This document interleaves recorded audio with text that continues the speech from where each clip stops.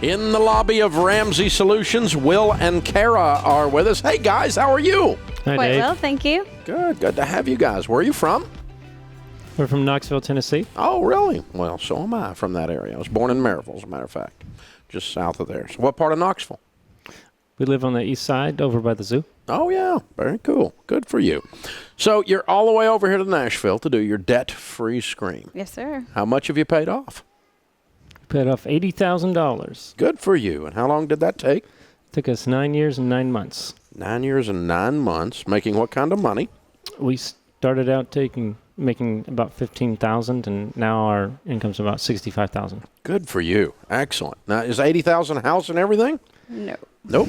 No. Okay. And so what was the $80,000? What kind of debt was that? Mostly student loans, about 55 student loans, about 10 on a car, and the remainder is medical. Cool. What do y'all do for a living now? Well, she stays home. Yeah, I'm a homeschooling mom. Mm-hmm. We have 5 children. Okay. I work as a software engineer. Ah, very good. Okay. Well, that's a long journey, 9 years. Sure is. So now have you been doing our stuff 9 years, or tell me the story? What happened here? Well, about 10 years ago, a member with whom we go to church, he encouraged us to go to a live event. Oh, okay.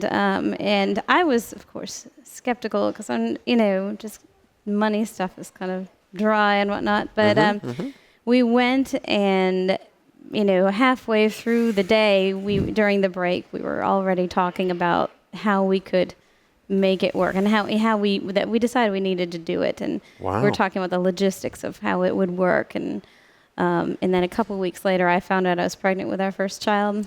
I love it. So I quit my job, and Will here decided that he would drop out of a PhD program.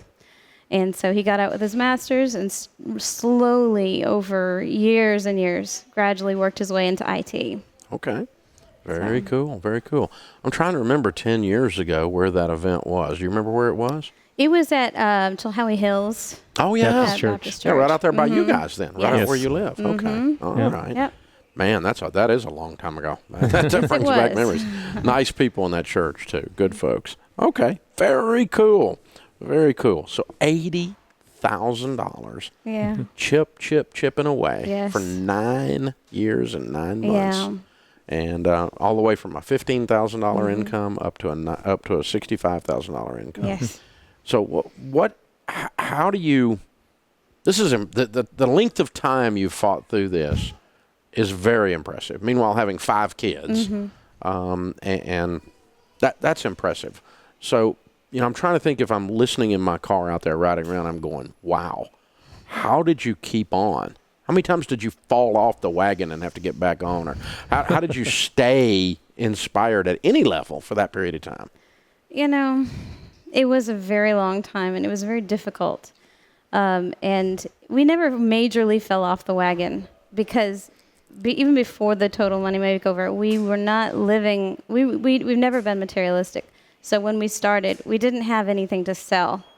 So we lived like no one else for almost 10 years. And we just, how do we keep it up? Well, we knew that there was no choice but to become free of it, to become free of the debt.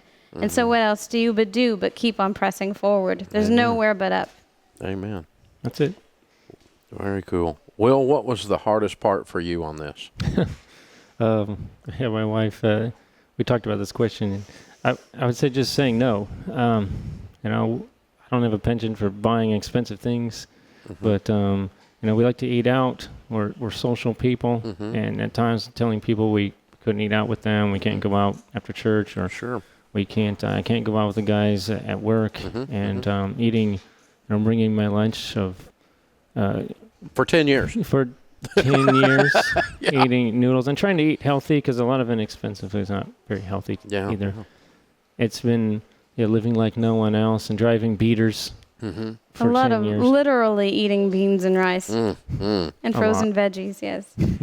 Now that you're there, how does it feel? Well, we just got into a serious accident about 2 weeks ago. So our vehicle was totaled. Now, it has not been earth-shattering because... You should have had insurance, I assume. Oh, yes. Okay. No, the other individual did not. But, yes, we did have insurance, and we had savings. To cover the deductible. Yeah. So, well, there was no deductible because it was uninsured. Oh, yeah, okay. But it was not earth-shattering because we did have savings, and we weren't in debt, and we didn't have all these payments flying out of the house. And so... It takes some of the drama out of drama. It does. It's just that we went from just getting out of debt to this next major financial earthquake, and we just had to, well, this is where our money's going now. You know what I mean? Like we have to buy a vehicle, so there's going to be a little hiccup before we start something like our 3 to 6 months. Yeah, okay. Well, you got a plan, and there's no doubt about it. You guys can carry a plan out. Congratulations, you're impressive. Thank you. Very impressive people. Wow. Very neat. All right, here we go. Will and Cara, Liam, James, Ian, John, and Amen. Thank you for that. Are we going to gather up the whole gang? Yes. Oh, all right, yes. let's get them all in here. All boys. Yes, all boys. All 5 boys. Look at you, Mom, homeschooling those. Got you a basketball team. Yeah. Wow. All right, $80,000 paid off in 9 years and 9 months, making $15,000 to making $65,000 a year. Count it down. Let's hear a debt-free scream. Ready? 3, 2, 1. We're debt free! Somebody's been practicing. Well done. That was awesome, you guys. Very fun. Very fun. Hey guys, thanks for watching. If you enjoyed this video, click the subscribe button to get the latest content and check out these other great clips from the show. You are not a victim. You're not a victim of big corporations. You're not a victim of Wall Street. You're not a victim of capitalism. You're not a victim of wealth inequality. You're not a victim of racism. You're not a victim.